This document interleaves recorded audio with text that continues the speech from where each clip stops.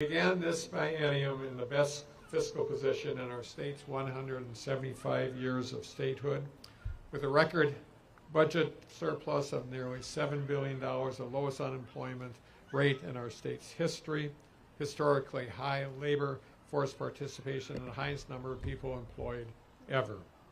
And I proposed a budget that reflected that reflected our historic opportunity and responsibility to invest in the needs that were long neglected and are holding our state back.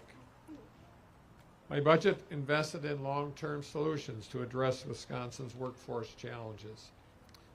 In many ways, Republicans in the legislature failed to meet the moment, sending my budget back to my desk absent critical investments in key areas that they know and publicly acknowledge are essential to the success of our state.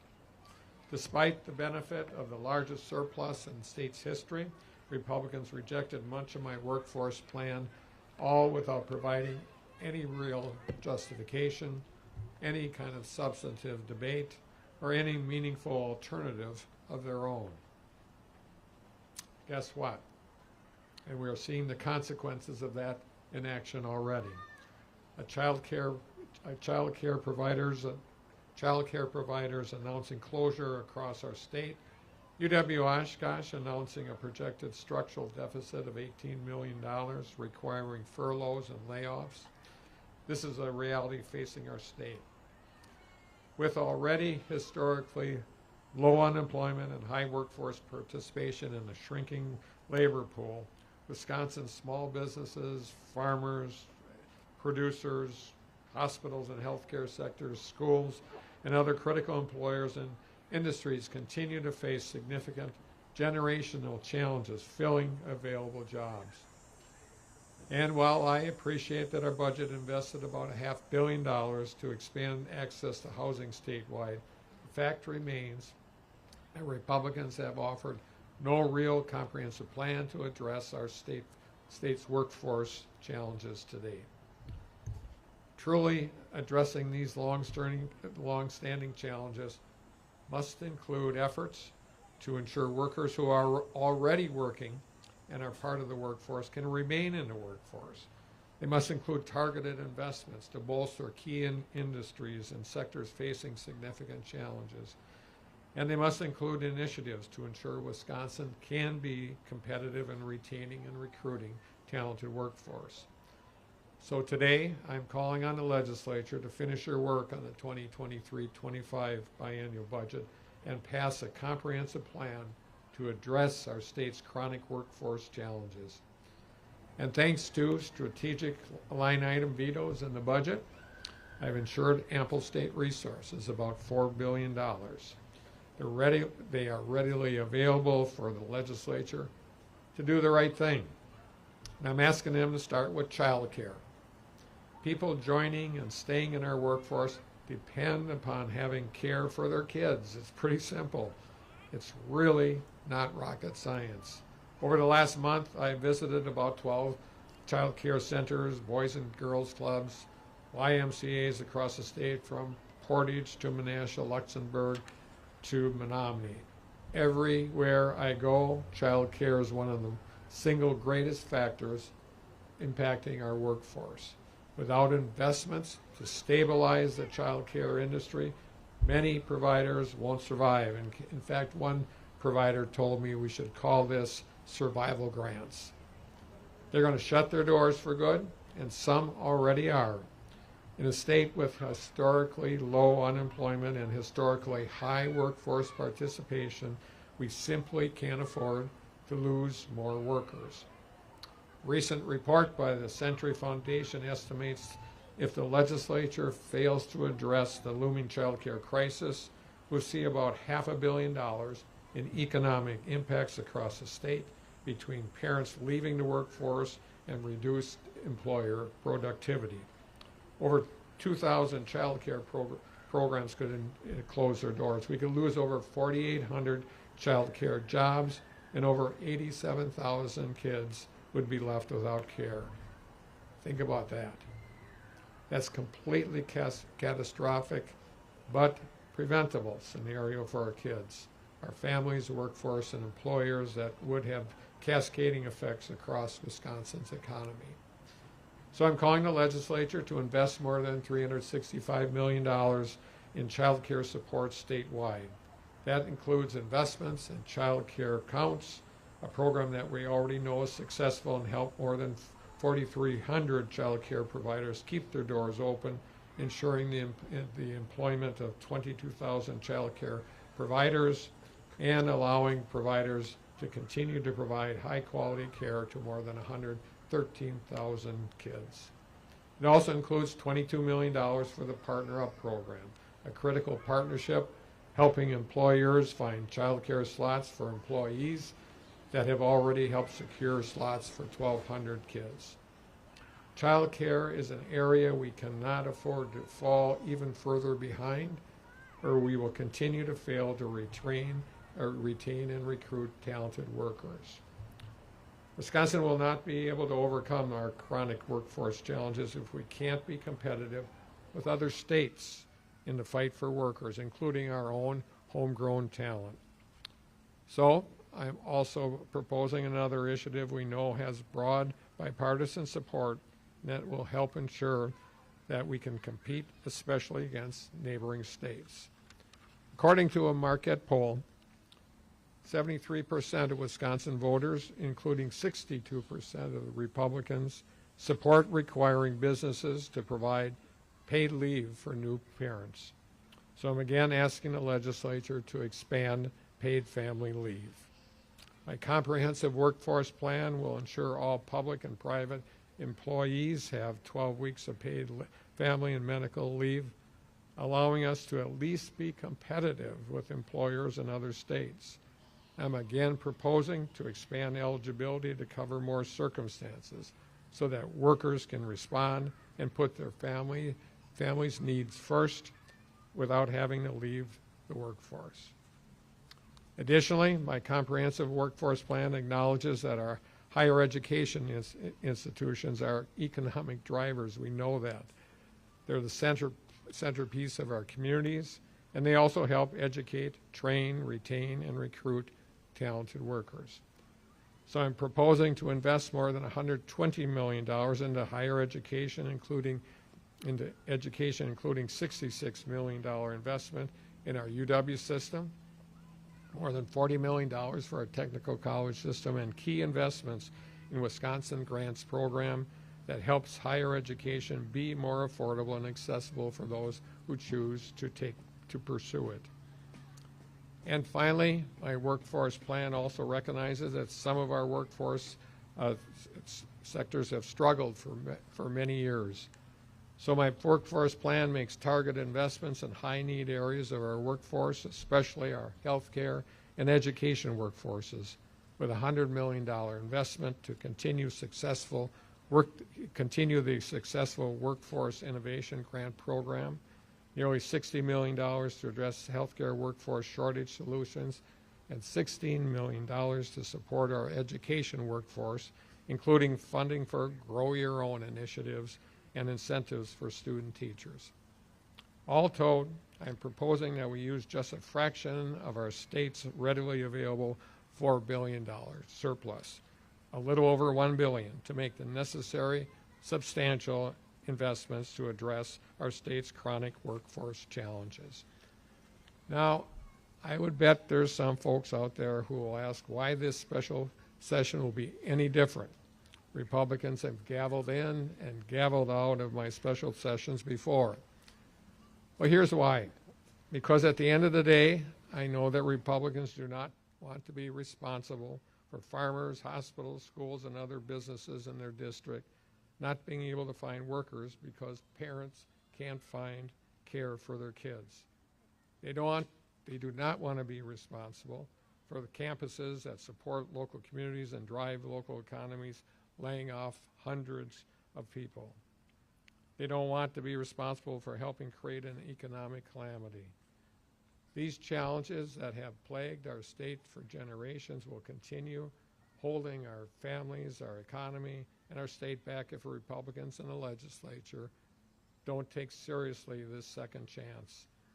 There will not be bipartisan responsibility for inaction. The consequences are theirs. So let's work together in the coming weeks so that we can bolster our state's workforce, maintain our economic momentum, and most importantly, do the right thing for Wisconsin.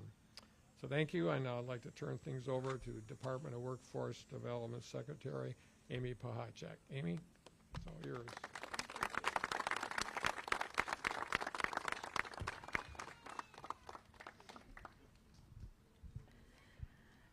Good morning, everybody, and thank you for the introduction, Governor Evers. My name is Amy Pahacek, and I am the Secretary of the Wisconsin Department of Workforce Development.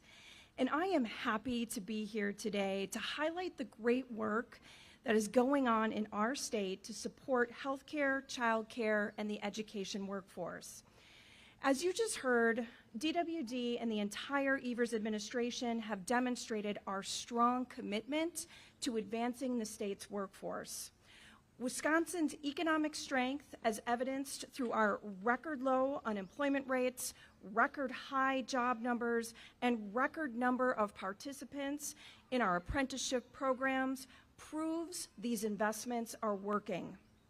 And we won't stop here. We're continually identifying new ways to serve job seekers, workers, and employers. Many of you have already heard me speak about the demographic challenges impacting our workforce that have been decades in the making. Low birth rates for several generations, baby boomers retiring, and net zero to negative in-migration to our state over the past decade now means there are more jobs than actual workers to fill them. The worker quantity challenge is not only impacting Wisconsin, but also the entire Midwest, the nation, and has global implications as well. So these challenges, coupled with the gradual rise of employment barriers such as lack of access to childcare, affordable housing, transportation, and mental health care, are only exacerbating the worker shortage. If Wisconsin wants to remain economically competitive, we need to continue our innovative programs to support our workforce by removing barriers and advancing their families, our communities, and Wisconsin businesses. Governor Evers' investment of more than $158 million into the Workforce Solutions Initiative is one way that we've been addressing these challenges. This initiative has been supporting our workforce by providing expanded access to childcare, affordable housing, transportation, paid in-demand career training, and other wraparound services. And this innovative program has helped thousands and thousands of people in our state re-enter the workforce over the past year. The Workforce Solutions Initiative has been especially important for some of our most in-demand industries: healthcare, education, and childcare. Every day, healthcare, education, and childcare staff work hard to serve the people of our state. They are truly the workforce behind the workforce. And for this reason, we've been investing in training solutions to develop more teachers, nurses, and childcare workers through educational reimbursements, apprenticeships, and sector-specific recruitments to upskill underutilized segments of our workforce. The governor's budget included additional funding to continue to invest in these critical programs with proven results that are helping Wisconsin thrive. And we need to continue these programs. Another critical aspect to remaining competitive is paid family leave, as the governor indicated. We need parents and workers with families to join and stay in our workforce. Paid leave is critical in not only retaining Wisconsin workers, but it is essential for our ability to recruit new talent to our state. The governor's proposed family and medical leave program would provide 12 weeks of leave for public and most private sector employers, and these proposals would have been jump-started with surplus funds and maintained through employee payroll contributions with employer participation as well. This was a common sense program supported by 73% of Wisconsin voters, including 62% of Republicans. 11 states have already passed paid family and medical leave benefits, And it should come as no surprise that these states are some of the most economically competitive states in our nation. And while training investments and paid family leave would go a long way to bolster our workforce, we also need to support students who are our next generation of workers. We know that when Wisconsin high school graduates go to college, the majority, which is around 75%, stay in state. Therefore, investing in higher education in Wisconsin is not only investing in our children, it is investing in our economic future. This talent pipeline will help solve the workforce shortage faced by employers, and this is done by investing in higher education today, which means in tomorrow we are now investing in our educators, our doctors, our engineers, our business owners, and our counselors.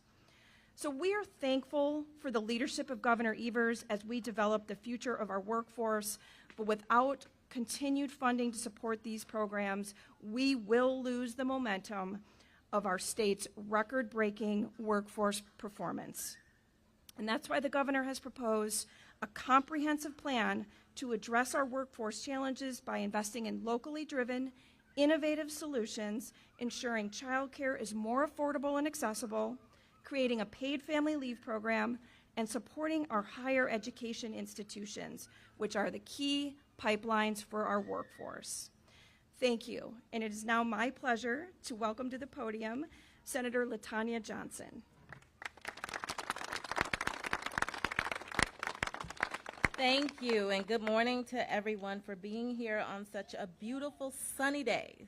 I feel like the sun is only beaming on me. So over the last decade, our state has suffered a loss of 106,000 people under the age of 20 fleeing our state. If we don't enhance our efforts to attract and retain young individuals, the projected labor shortage could further be exacerbated by the end of the decade. And by 2030, a study by the University of Wisconsin-Oshkosh found that our working age population will shrink by approximately an additional 130,000 individuals. For a state that's already facing a worker shortage, this information should be a call to action. Not just one of immediate concern, but an issue that deserves a long-term sustainable strategy as well as investment. We aren't going to break out of this continuous cycle of losing more working age talent without helping our businesses and our state attract and retain new families and those of childbearing age who not only want to start a family here in Wisconsin, but who also want to grow their families here in Wisconsin. However, this isn't going to happen unless we enact more pro-family policies that are specifically designed to help us accomplish those goals. And no one will do this by passing and enacting policies like paid family leave. Pro-family policies like paid family leave aren't just policies to benefit our working families, but they are also policies to benefit our employers and their businesses. As so many of us heard during our tour around the state for joint finance, businesses coming out along with parents asking for things like childcare and paid family leave, because they understand that that is the key to them being able to not only attract talent, but also retain talent. Benefits like paid family leave can help our small businesses stay competitive in recruitment with other larger corporations that already offer paid family leave, and businesses offering paid family leave have been proven to witness higher employee retention rates, leading to reduced turnover costs. Our governor knows this. That's why beginning in 2025, Governor Evers planned to provide up to 12 weeks of paid family medical leave, funded by a small portion of our surplus, just $243 million, of our state's $7 billion surplus. After the first year, both employers would contribute to the program, similar to the way that unemployment insurance works. This program would be self-sustaining by the year 2026.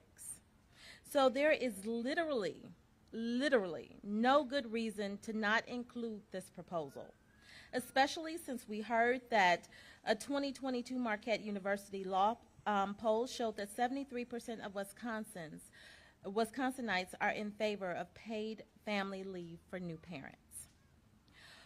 All of us are one phone call away from life-altering circumstances, whether that be having to take care of an aging parent, the birth of a child, having to take care of a sick family member. Not many of us could afford to take on these challenges at the expense of losing our income. Paid family medical leave is about more than offering a simple benefit. It's about having the opportunity and the peace of mind to take care of our families and ourselves when necessary. Now I'd like to introduce my colleague, Representative Joyers.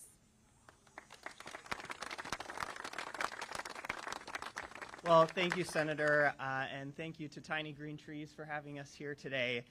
My name's State Representative Alex Joyers, and I want to say, for far too long, we have accepted that quality, affordable childcare is out of reach for working Wisconsin families, but that's no longer acceptable.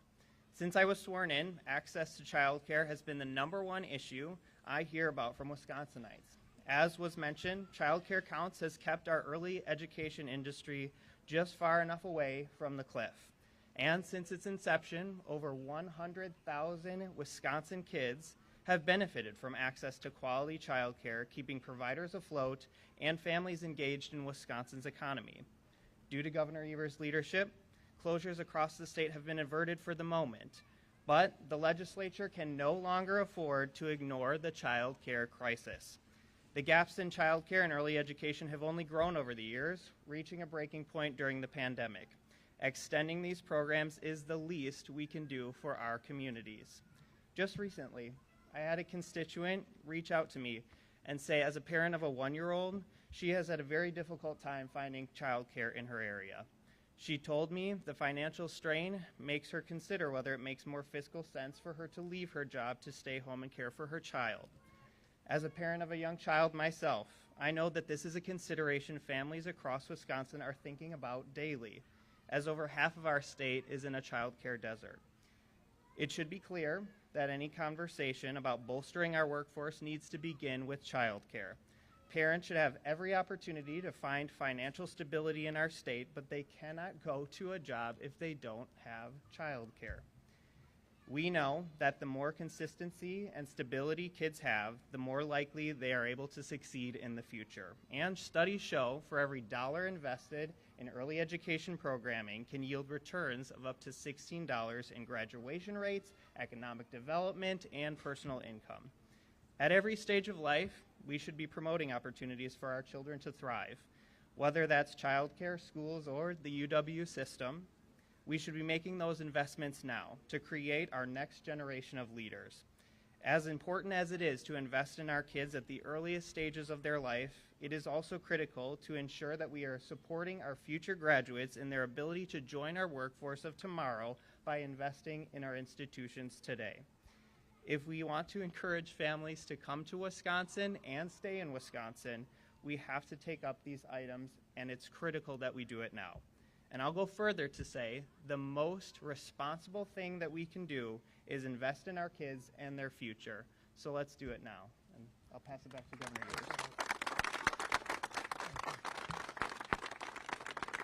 Well, my thanks too to Tiny Green Trees for allowing us to be here today, and really important day, really important for us to focus on our priorities, and we'll be glad to answer any questions anyone might have. Governor, one thing you say is that funding child care is an individual or family level decision, that it should not be on the government to subsidize child care for people. What is your response to that? Well, if we don't provide some help to the child care industry, and I'm convinced of this, that it is not something that's made up, because I've spent a lot of time in child care institutions for the last 4 years, and they will close. They will not be able to afford to provide the services that are needed. And in fact, as I mentioned before, one recent one said just flat out, if we don't get help, we're closed. This is survival time for a child care industry in Wisconsin. Governor, if they close, what do parents do? And even if they don't close, what do parents do? This child care facility where we are costs $1,900 for infants. So Right. what do parents do? Well, they need to call their representatives. Obviously the people behind me that work hard in the legislature are in a good position to advocate, but people of Wisconsin are in the most important position to advocate. And they need to advocate, frankly, with their Republican legislators. This is something I know is universally accepted and supported by every Democrat that has been elected to office in the state of Wisconsin. So, and that's why I've spent a lot of time going to child care places that are represented by Republicans. And they ask me what to do, and I say, get your Republican legislature into your business, have them see what you do, and encourage them to change their mind. This is a really critically important time for us to, in the last budget we did agree on several things. We didn't agree on a lot of things, but this is an opportunity to take that next step. Governor, you sent a letter to Joint Finance earlier this summer. Have you heard that? How have those conversations been going?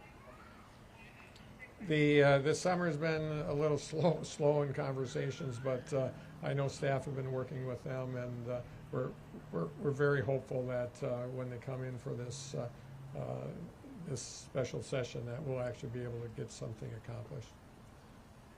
Governor, this past week on Friday, the new Liberal majority on the Supreme Court took administrative powers for a new committee that it created, taking those powers away from the Chief Justice. Do you support that decision? I'm not in a position to support it or oppose it. It's a different part of our state's leadership, judicial part of our state, and doing that or not doing that is not something I'm going to weigh in on. What I do believe is, I think at some point in time, this will all be over, and they're going to be doing their work just like they always have. Have Republicans, including Speaker Voss, indicated that they're open to these proposals, considering they rejected them in the past? Well, we're going to continue to work with them. Hopefully, we'll find some common ground so that we can actually accomplish something. Last question. Governor Evers, Attorney General Josh Collins yesterday asked a judge to rule on the abortion lawsuit. How quickly do you want this to get to the state Supreme Court?